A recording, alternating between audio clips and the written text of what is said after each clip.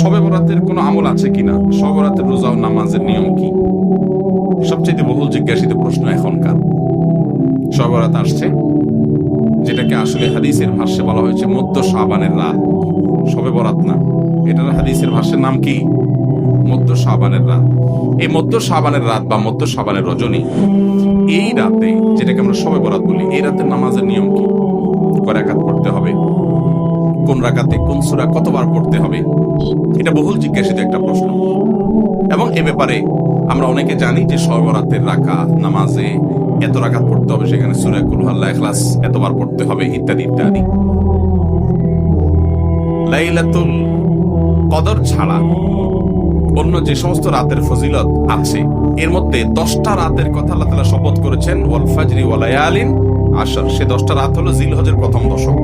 খবরও নেই আমাদের দেশে মানুষের যে রাতগুলোর শপথ আল্লাহ কোরআনে বলছেন, কত ফজিলতপূর্ণ, কিন্তু জিলহজের প্রথম দশকের রাতের কোন বিশেষ ফজিলতের কথা আমরা কয়জনে জানি? যাই হোক, মধ্য শাবান রজনীর কথা আমরা বেশি জানি শুধু না, সবচেয়ে বেশি আমরা এ রাতে ইবাদত বন্দেগীর চেষ্টা করি। তো সবচেয়ে বেশি চেষ্টা তো হওয়া উচিত হলো লাইলাতুল কদরে। এর পাশাপাশি যদি কেউ মধ্য শাবান রাতে আল্লাহ তাআলার ক্ষমা লাভের চেষ্টা করে, সেটা দর্শনীয় না, সেটা জায়েজ। এই রাতের এতটুকু ফজিলত অবশ্যই প্রমাণিত যে আল্লাহ রাব্বুল আলামিন এই রাতে হিংসুক ছাড়া, মুশরিক ছাড়া বাকি মানুষগুলোকে সাধারণ ক্ষমা ঘোষণা করেন। অতএব এই রাতের একেবারে কোনোই ফজিলত নেই, ব্যাপারটা সেরকম না।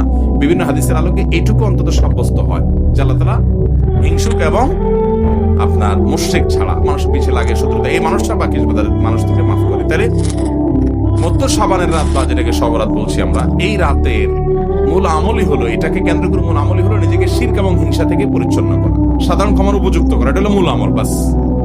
এর বাইরে আপনি ক্ষমা লাভের জন্য যদি চেষ্টা করেন, সেটা কোনো দর্শনীয় বিষয় নয়। তবে এই রাতকে কেন্দ্র করে বিশেষ ফরম্যাটে নামাজ, রাত জেগে, তারপর বিশেষ ফরম্যাটে ইবাদত, এই সূরা এতবার, এই নামাজ এত রাকাত, এরকম কোনো কথা কোরআন হাদিসে বর্ণিত হয়নি। এগুলো আমরা মন গড়া বানিয়ে নিয়েছি।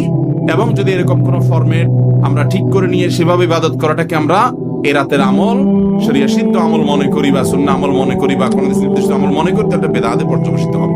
অতএব বাড়াবাড়ি এবং ছাড়াছাড়ি এই দুইটি আমাদেরকে পরিহার করতে হবে। যতটুকু আছে ততটুকু আমরা আমল করব এবং এসে আমল অনুযায়ী আমরা চলার চেষ্টা করব।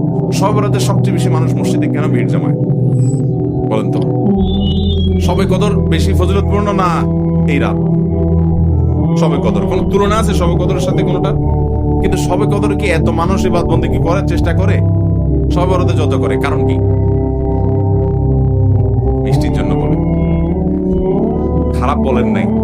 আমি ছোট থাকতে যখন মাদ্রাসায় পড়ি, লজিং এ ছিলাম এক বাড়িতে, আমার মনে আছে এক মসজিদে সারা রাত শবে বরাতে এরকম দোয়া দুরূদ হয়েছে। এবার শেষে মিষ্টি বিতরণ হচ্ছে, জিলাপি দিতে আর কি, তখন তো জিলাপি দেওয়া হচ্ছে। তো এক আল্লাহর বান্দা তার যে জিলাপি দিচ্ছে সবাই দুটো দুটো করে দিচ্ছে, ভুলে তার একটা পড়ছে।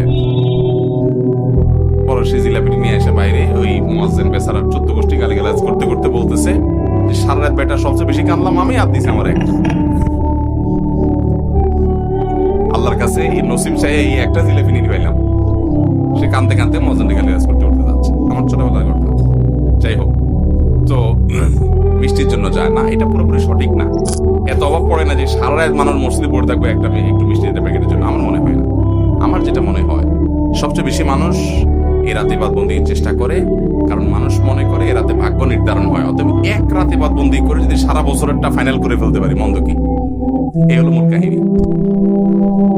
আল্লাহ তাআলা আমাদেরকে বিশুদ্ধ পদ্ধতিতে ইবাদত বন্দেগী করার তৌফিক দান করুন। তাহলে ভাইরা আমার, মধ্য শাবানের রজনীতে আমরা আল্লাহ তাআলার কাছে ক্ষমার উপযুক্ত হওয়ার জন্য, হিংসা শিরক থেকে মুক্ত হওয়ার চেষ্টা করব। ক্ষমা পাওয়ার জন্য প্রচেষ্টা আমাদের থাকবে। কিন্তু ওই যে বেদাতি পন্থায় বিশেষ ফরম্যাট ঠিক করে ইবাদত, নামাজ, হালুয়া রুটি খায় মানুষ। হালুয়া রুটি কেন খায়? কেন খায় হালুয়া রুটি ভাই? সারা দেশে অনেক জায়গায় এখনো এটা হালুয়া রুটি ওই দিন বানাবে মানুষ। হালুয়া রুটিটা কেন হয় বলেন তো? বলে যে নবী সাল্লাল্লাহু আলাইহি সাল্লাম উহুদের যুদ্ধে তার দন্দান মুবারক শহীদ হয়েছে, এই জন্য উনি শক্ত খানা খাইতে পারতেন না, হালুয়া খাইতেন। এই জন্য আমরা হালুয়া খাই। আরে ভাই, নবী সাল্লাল্লাহু আলাইহি সাল্লামের দাঁত ভাঙছে প্রথম কথা ওটা শাবান মাসে ঘটেই না, ওটা পড়ছে আরেক মাসে। আপনি এই মাসে আনলেন কোত্থেকে? আচ্ছা, তারপরে যদি ধরে নেই এই মাসেই হয়েছে, তো ওনার দাঁত ভাঙছে কাদের আঘাতে? মুশরিকদের আঘাতে, তাই না? আল্লাহর দুশমনদের আঘাতে। তো আঘাতে দাঁত